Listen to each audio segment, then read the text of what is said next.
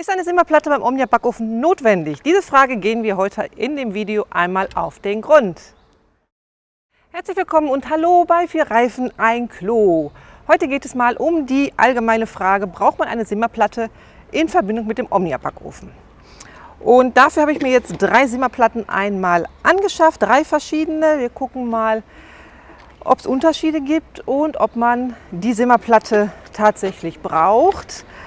Im Vorfeld werde ich schon mal sagen, für den Gaskartuschenkocher benötigt ihr in der Regel keine Simmerplatte. Aber wenn es darum geht, einen sehr starken Kocher zu verwenden, wie zum Beispiel den Kadak, dann empfehle ich eine Simmerplatte, gerade wenn es um Backwaren geht. Bei herzhaften Sachen ist das nicht tragisch, die kriegt ihr so hin, aber bei Backwaren, da sind diese Kocher doch sehr stark. Ja, deswegen sind wir heute auch draußen. Wenn es irgendwelche Geräusche gibt, bitte entschuldigt das, weil wir möchten jetzt nicht mit der Gasflasche im Innenraum arbeiten und deswegen sind wir heute auch einfach mal draußen. Ja, ich habe hier auch den Kadak to Cook aufgestellt. Den benutze ich eigentlich auch sehr gerne, weil es ist der einzige Kocher, wo wirklich 2 Omnias nebeneinander drauf passen. Deswegen arbeite ich mit ihm auch sehr gerne. Ich habe bis jetzt noch keinen gefunden, wo erneut 2 Omnias draufpassen und wo der Deckel auch zugeht und beide auf der Flamme stehen. Bei dem Kadak to Cook ist das möglich, aber der ist sehr kräftig. Er ist ein Kadak, der hat normalerweise 50 Millibar. Mit dem Druckminderer könnt ihr natürlich auf 30 Millibar wechseln. Aber was sich nicht verändert wird, ist halt die Heizleistung. Aufgrund der Düsen, die Düsen bleiben ja und da kommt halt immer noch diese kräftige Hitze raus. Und das ist das, warum es mit dem Omnia Backofen beim Kuchen noch immer wieder Probleme gibt. Und dafür habe ich mir jetzt 3 Simmerplatten besorgt. Was ist überhaupt eine Simmerplatte? Eine Simmerplatte ist eine Platte, die die Hitze besser verteilt. Es ist eigentlich eine Wärmeplatte bzw. eine Hitzeplatte, die auf die Hitzestelle, in dem Fall Gas, gelegt wird. Ich habe auch 3 unterschiedliche. Wobei ich sagen muss, ich habe die jetzt noch nicht ausprobiert. Ich bin da jetzt auch ganz neu drin, weil ich habe extra danach geguckt, wie unterscheiden die sich denn an sich. Weil wenn ihr euch die anguckt, die sehen ja optisch ähnlich aus, aber die haben schon einen Unterschied. Also alle Simmerplatten ist auch so, die dürft ihr nur im kalten Zustand drauflegen. Die müsst ihr nicht einheizen oder sowas, die legt ihr auf die Flamme und dann könnt ihr die auch schon direkt benutzen. Die muss also nicht heiß gemacht werden, das sollte auch nicht. Bei dieser es ist auch die einzige, die ich jetzt habe, die nicht explizit sagt, dass sie nicht für Glaskeramik oder Induktion geeignet ist. Das heißt, die haben echt draufgeschrieben, für alle Kochstellen. Bei den beiden steht explizit drauf, bitte nicht auf Glaskeramik oder Induktion verwenden. Ich kann euch gar nicht sagen, ob ich euch raten würde, das auf Ceran auszuprobieren. Ich würde es lassen. Also mir wäre das Ceran viel zu teuer. Oder ihr traut euch und sagt dann, okay, ich mache die hier haftbar. Das steht schließlich für alle Kochstellen. Aber da es ja eigentlich für Gas wichtig ist, bei Ceran braucht ihr keine Simmerplatte. Bei Gas ist es wichtig, gerade bei solchen starken Kochern. Deswegen beschränken wir uns jetzt mal da drauf. Nur, dass ihr wisst, dieser hat jetzt halt nicht diesen Hinweis, die anderen beiden haben den Hinweis, bitte nicht auf Ceran oder Glaskeramik verwenden. Ja, alle haben den Durchmesser von 19 cm. Ich glaube, das ist auch so ein Standard, vermute ich mal. So, was war hier noch? Irgendwo war noch ein Unterschied bei den beiden. Lasst mich mal kurz schauen. So, auf dieser von Tuka steht drauf, dass man die halt für beide Seiten benutzen kann. Die könnt ihr halt so drauflegen oder so drauflegen, natürlich ohne Pappe. Und da steht nichts drauf. Da würde ich vielleicht gar nicht, also ich denke mal, die ist auch für beide Seiten benutzbar, weil da steht überhaupt nichts drauf und beide Seiten sehen gleich aus. Bei der ist es so, die müsst ihr so hinlegen, dass diese Einbuchtungen nach unten zeigen. Also nicht die Einbuchtung nach oben, sondern die Einbuchtung nach unten. Könnt ihr auch gut merken, weil dann habt ihr eigentlich eine flache Ebene, wo der Omnia gut drauf passt. Jetzt packen wir die anderen auch mal aus, damit wir die mal fühlen. Oder ich fühle, ihr fühlt die ja nicht. Ich fühle die. So, gucken wir mal weiter.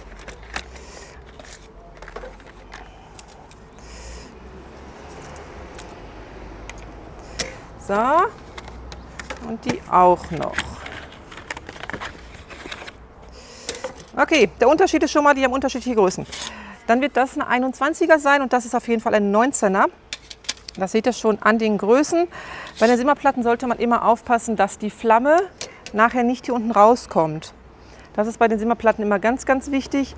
Auch ist es wichtig, dass eigentlich der Topf, den ihr da drauf stellt, die gleiche Größe hat wie eure Simmerplatte. Die Simmerplatten werden eigentlich auch noch empfohlen dafür, dass nichts überkocht oder anbrennt.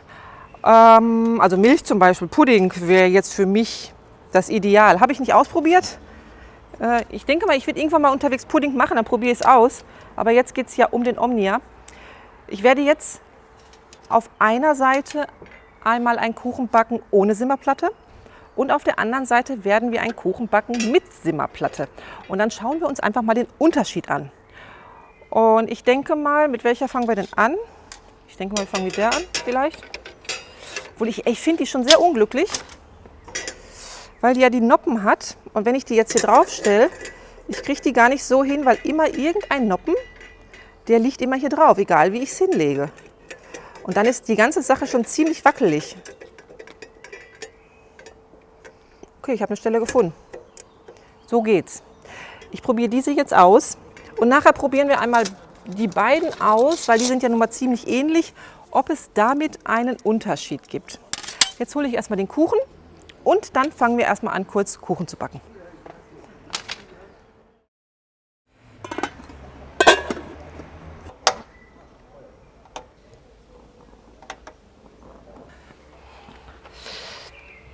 Ich habe jetzt hier zwei gleiche Rührkuchen drin.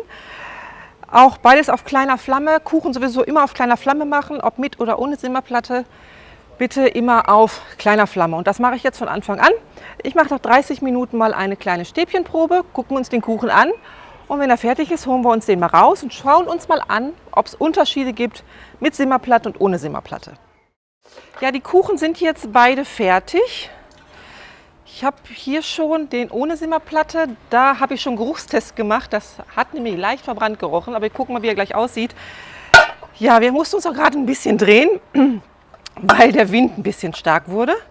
Aber jetzt schauen wir mal, wie die Kuchen geworden sind. Anfühlen tun sie sich echt toll. So, nehmen wir erstmal den mit Simmerplatte.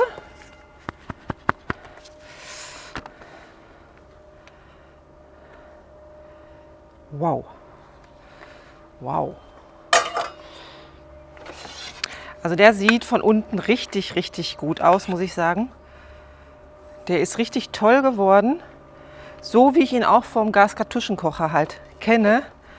Und so sollte er auch sein. So, und jetzt gucken wir uns den mal an ohne Simmerplatte, weil der Kadak ist ja nun mal echt ein Monster, was die Flammenstärke betrifft. So, die Simmerplatte. Ist die noch heiß? Nee, die ist schon gut abgekühlt. So. Und dann nehmen wir den einmal ohne Simmerplatte. Das wird ein Spaß. So.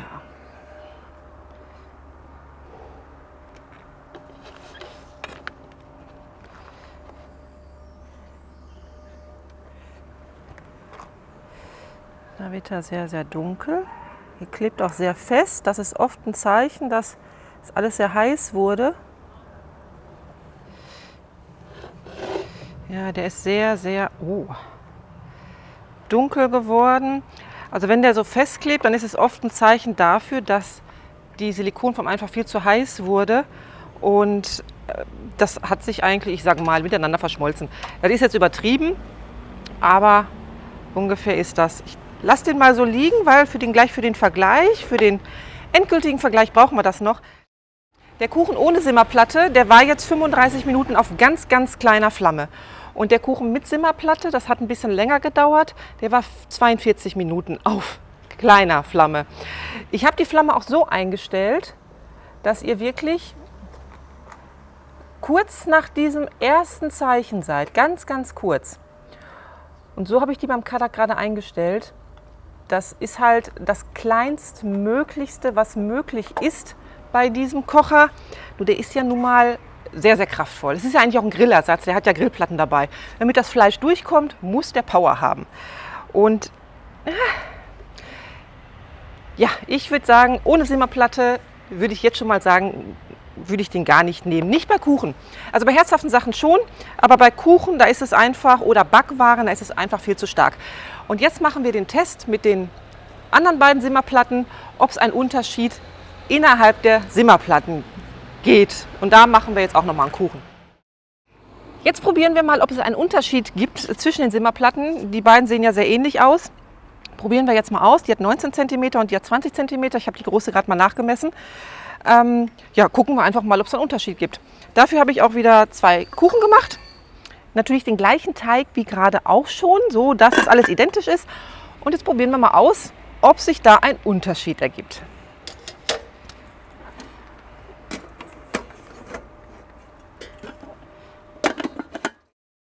So, jetzt habe ich den Test mit beiden Gasflammen mit einer Simmerplatte. Dieser Kuchen ist schon fast abgekühlt. Warum? Der war viel schneller fertig. Der hat 45 Minuten gedauert. Und dieser Kuchen mit der anderen Simmerplatte, das ist die größere, der hat 65 Minuten gedauert. Also für mich, die jemand mit einem Gaskartuschenkocher kocht, eigentlich 35 bis 40 Minuten auf kleiner Flamme braucht, ist das schon sehr viel, muss ich sagen. Aber wir gucken uns die jetzt mal an, wie die denn geworden sind. Weil es geht ja darum, einen starken Brenner mit einer Simmerplatte und nicht um einen Gaskartuschenkocher. Nicht wahr?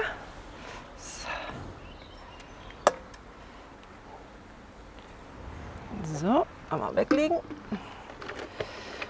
Aber der ist schön hell geworden unten. Hier ist ein bisschen abgebrochen, aber hier ist schön hell geworden. Darum geht es ja bei der Simmerplatte, dass der echt hell wird. Der ist cool, oder? Ist er. Ist er. Und jetzt gucken wir mal nach dem 65-Minuten-Kuchen. Ich hoffe, der ist jetzt unten nicht zu dunkel geworden, weil der jetzt extrem lange drin war. Da bin ich jetzt echt gespannt. Ich weiß gar nicht mehr, wo ich meinen ganzen Kram hier.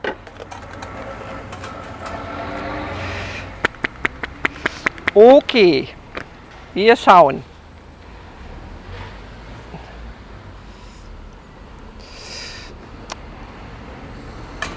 Der ist auch super, super toll geworden. Obwohl 65 Minuten, würde ich echt noch sagen, der ist noch richtig schön geworden. Obwohl 65 Minuten. Also wirklich, muss ich sagen, ich habe mit einem anderen Ergebnis gerechnet. Ah, die ist noch heiß. Ich habe mit wirklich einem anderen Ergebnis gerechnet. Aber ich freue mich über das Ergebnis. So, jetzt machen wir mal ein bisschen frei hier. Also der Kuchen mit 65 Minuten war der mit der größeren Simmerplatte. Das ist die Simmerplatte von Tuka gewesen. Steht auch drauf. Ja, von Tuka gewesen. Das war dieser, der halt mehr Minuten brauchte, aber ein tolles Ergebnis bringt, muss ich sagen. Ein sehr tolles Ergebnis.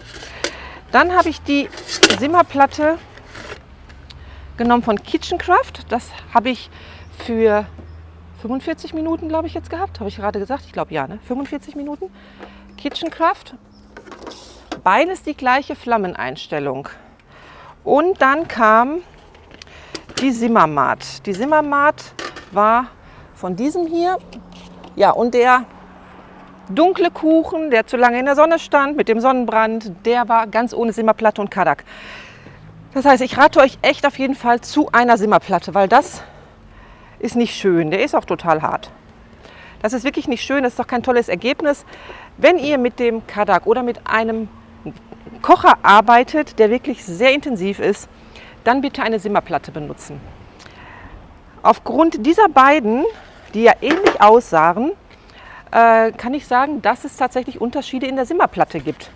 Und bei dieser war ich mir echt unschlüssig, weil die lag ja nicht richtig auf dem Kreuz aufgrund dieser Noppen. Die kann man benutzen. Wer die jetzt hat, ist überhaupt nicht schlimm, benutzt die weiter. Aber empfehlen würde ich die jetzt nicht aufgrund dieser Noppen, nur aufgrund dessen. Ansonsten macht die ein gutes Ergebnis, muss man sagen. Das ist ein tolles Ergebnis geworden. Und wie man sieht, es hat wirklich unterschiedliche Ergebnisse gegeben, gerade in der Zeit. Der 65 Minuten, der mit der Tuka gemacht wurde, hat ein super Ergebnis, hat aber natürlich mehr Minuten gebraucht. Die von Kitchencraft, da weiß ich, die benutzen sehr viele, auch bei uns in der Facebook-Gruppe, die wird da sehr oft beworben. Der hat auch ein super tolles Ergebnis gebracht, aber für fast 20 Minuten weniger. Und der war ja 42 Minuten drin, ich sage jetzt mal 40 Minuten, damit wir einen ungefähren Zeitplan haben. Den habe ich halt mit der Simmermat gemacht. Wobei ich die Simmermat vom Handling nicht gut fand. Aber das ist überhaupt nur meine Einschätzung. Wenn ihr die Simmermat habt, benutzt die weiter. Die braucht ihr jetzt nicht wegtun, weil die hat ja ein tolles Ergebnis. Ergebnis immer gut. Und Kadak oder jeden anderen effektiven Grill, ich glaube der Enders ist auch sehr, sehr kräftig, da bitte die Simmerplatte benutzen. Und ich würde es auch nur bei diesen starken Kochern benutzen. Beim Gaskartuschenkocher habe ich immer ein gutes Ergebnis erzielt, bei 35 bis 30 Minuten auf kleiner Flamme für einen Kuchen. Und da benutze ich keine Simmerplatte. Ja, von daher hoffe ich euch, dass es das jetzt weitergebracht hat. Wann benötigt ihr eine Simmerplatte? Oder gibt es Unterschiede in der Simmerplatte? Diese Fragen werden ja immer wieder gestellt, die erreichen mich auch immer wieder. Und daher kann ich sagen, ja, es gibt Unterschiede, zeitliche Unterschiede und da müsst ihr halt gucken.